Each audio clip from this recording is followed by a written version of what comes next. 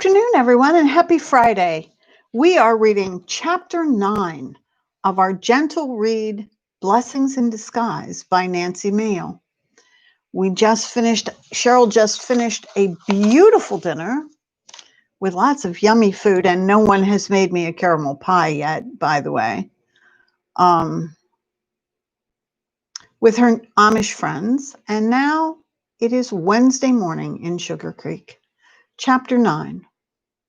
Wednesday morning brought a cold rain to Sugar Creek. The dreary day matched Cheryl's mood as she lit the fire in the store's pot-bellied stove and prepared to open her doors. After thinking about it, she'd begun to realize that the task in front of her was rather daunting. 3 days to find a man without a single clue except for a tattoo she had little or no chance of seeing. How in the world could she pull this off? She wanted to help Abby, but what if she failed? As if agreeing with her, Beau's meow sounded like a question, although she was pretty sure he was thinking more about breakfast than helping her find Jerry Harper. "Let's get you something to eat," she said. She intended to feed him before coming to the store, but she'd run behind this morning, probably because she didn't sleep well last night. Concerns about Abby and different scenarios for finding Jerry had filled her mind until almost 1 a.m. Suddenly, she heard Mitzi's voice in her head. "Fear is just false evidence of appearing real," she used to say. "Listen to your heart, not to your head where the devil can whisper. Be brave and be bold. Always remember, God is with you." Cheryl sighed. Aunt Mitzi to the rescue again. Cheryl realized she needed to turn the situation over to God and pray for his guidance. As soon as she made the decision, she felt a deep peace, as if God were telling her everything would be okay. Beau meowed again. This time his tone was much more insistent. I know, Cheryl said, smiling at the adamant feline. If I decided to trust God last night, then I need to trust him today as well. She laughed as Beau rubbed up against her leg. Are you happy I decided to quit worrying? Or are you just trying to soften me up? He took off toward the back room. Cheryl took a can of cat food out of her purse and followed him into the bathroom. After depositing the pungent food in his bowl, she grabbed her apron and headed to the door. Although she wouldn't turn the closed sign to open until 10 o'clock, she unlocked the door at 9 for Sugar Creek residents. They liked to get to town and pick up what they needed before the buses started rolling in around 10 or 10:30 in the morning. Cheryl did a brisk business until around 9:45, when things began to slow down as people went home to avoid the influx of visitors. It was almost 10 when Naomi and Levi came in. "Good morning, Cheryl," Levi said with a smile. "I am sorry we could not get here sooner, but I had to help Eli get started on his chores at the farm. The animals do not like to wait for their food." She smiled at them. "Beau's the same way. Actually, I've been pretty busy. Business just slowed down, so your timing is perfect." They walked up to the counter. "So, how do we get started?" Naomi asked. "Do you have a plan?" Cheryl nodded. "I've made a list of a few men who have seemed out of place. We can start there. If you know them, you can help me cross them off the list. If you would also let me know about any single men who you don't know, men who are new in town, then we can also try to figure out if they might be likely candidates for Jerry Harper." "That sounds like a reasonable idea," Levi said with a smile. "You really do have a mind for this sleuthing." Cheryl laughed. "I don't know about that. Frankly, it's just the process of elimination. Hopefully, when we have a list of suspects," Naomi said with a smile. "Yes, suspects.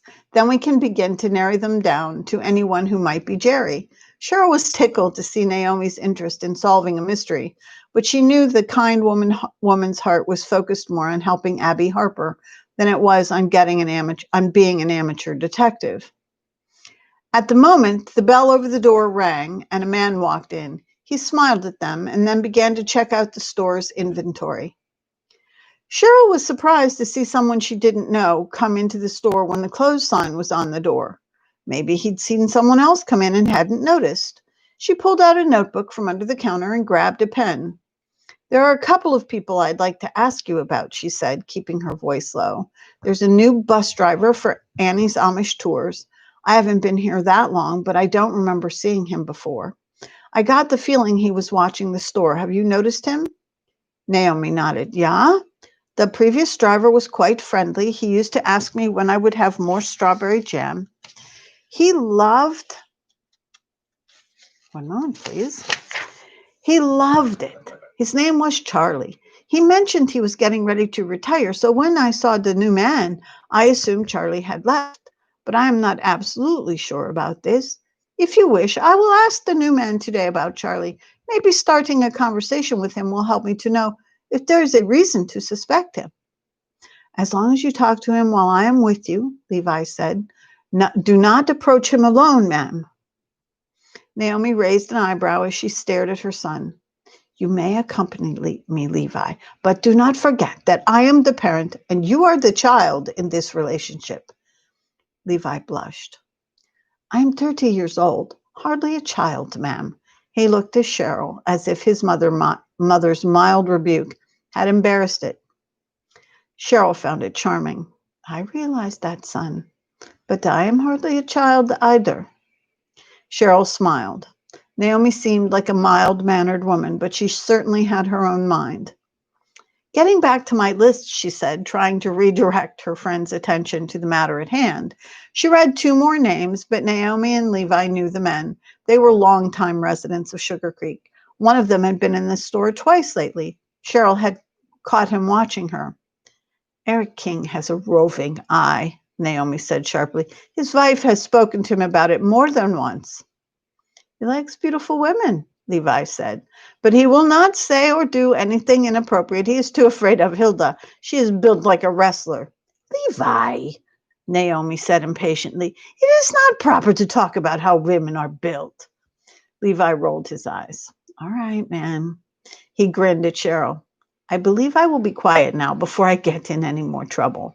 Cheryl nodded, but her attention was still on Levi's comment about beautiful women. Was he saying he found her beautiful? As quickly as the thought came, she pushed it away. Her emotions were still tender from Lance's rejection. A compliment from a man was like medicine to her injured soul. But Levi hadn't directed the remark toward her. Cheryl was certain she was only hearing what she wanted to hear. Naomi sniffed and turned her attention back to Cheryl. The other fellow you mentioned is simply a rather sour man. He's always been like that. It is just his way.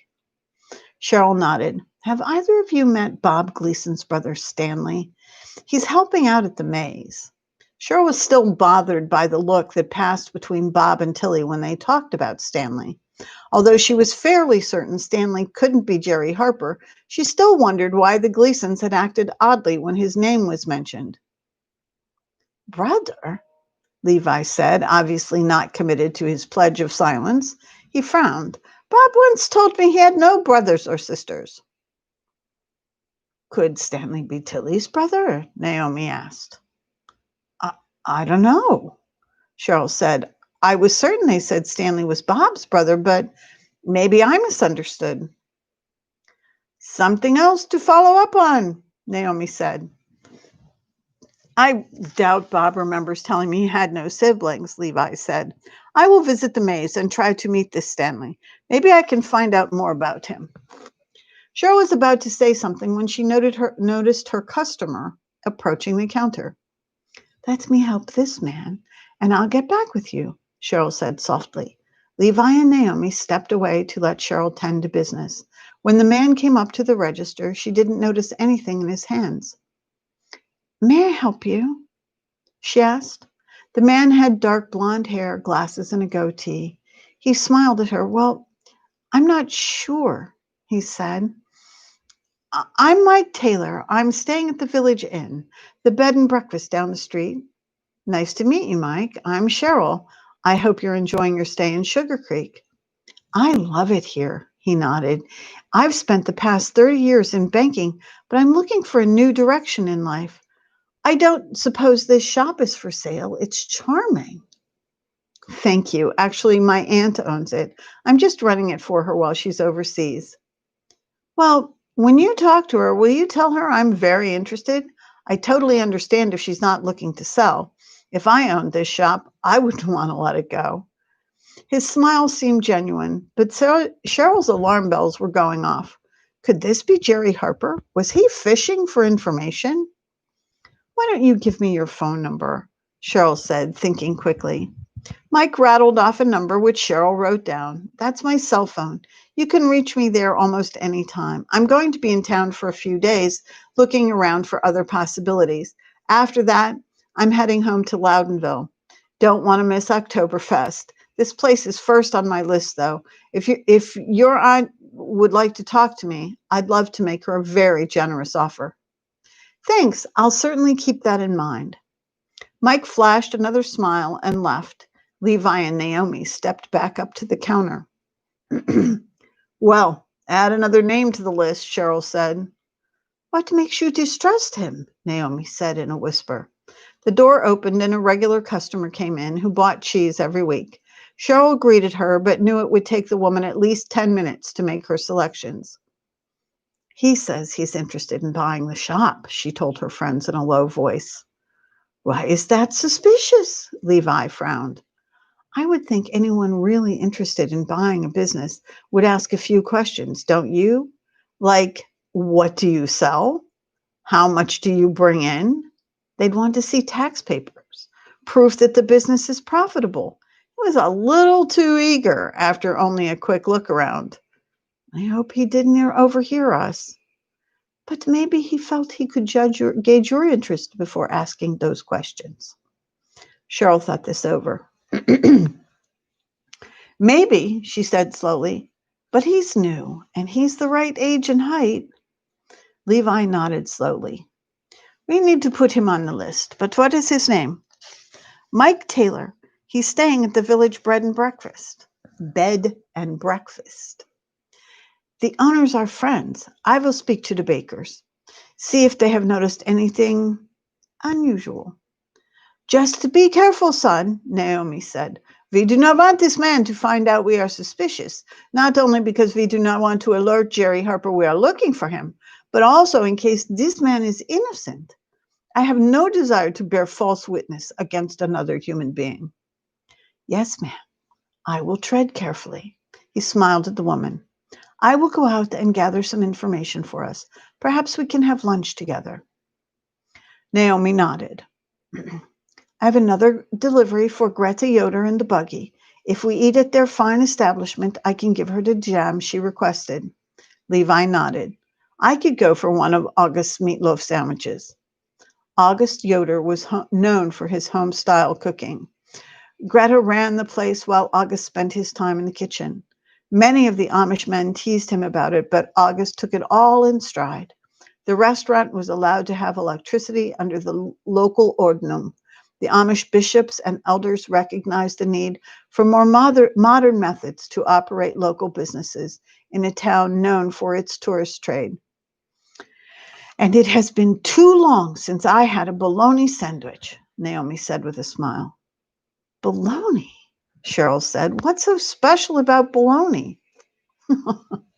Naomi laughed. Tis not like the bologna you find in the store, Cheryl. August uses Yoder's trail bologna in his sandwiches. It is made not far from here, and it is wonderful. I'll take your word for it, Cheryl said with a smile, and lunch is on me. Naomi shook her head. Oh, no, we could not. Cheryl frowned and addressed the Amish woman in a tender, somber tone. Naomi, you should never turn down a gift. You stop the hand of God, and you rob the giver of a blessing. Naomi's eyes widened, and she chuckled. My words have come back to me, I see. All right, we accept your gift with thanks. Good. Just then, the bus from Annie's Amish Tours rumbled down the street and parked right across from the Swiss Miss. It was a little early today. Cheryl excused herself and hurried over to the sign on the door, flipping it over. I have some other deliveries to make, Naomi said. I will leave you for now, but I will be back by lunchtime. And I will begin my investigation, Levi said with a grin. What do Englishers say? We must coordinate our watches. Naomi looked at him with her mouth open. His laugh was deep and throaty. Don't worry, ma'am. It is something I heard when I was in school. I'm not watching spy movies behind your back. I should hope not, Naomi huffed. She secretly winked at Cheryl, who realized that she was teasing her stepson. Cheryl smiled as she watched them leave. Naomi climbed into her buggy and headed one way while Levi took off walking toward the maze. She was touched and honored by their friendship and their concern for her well-being. She was relieved to see Lydia come into the store about the same time the tourists began to pour in from the bus. Today, she wore her regular Amish garb. After donning her apron, Lydia jumped right in, helping to assist each customer. Even though Cheryl was concerned about some of the girls' choices, she was a hard worker and a trustworthy employee. Cheryl could certainly understand why her aunt had hired her. Lydia is a diamond in the rough, her aunt had said, but her heart isn't hard like a gemstone. It's soft and easily injured. I have great love for her. I hope you will too. Cheryl had just rung up a large order when she noticed the bus driver leaning against the side of the vehicle. Once again, his attention seemed focused on the Swiss Miss.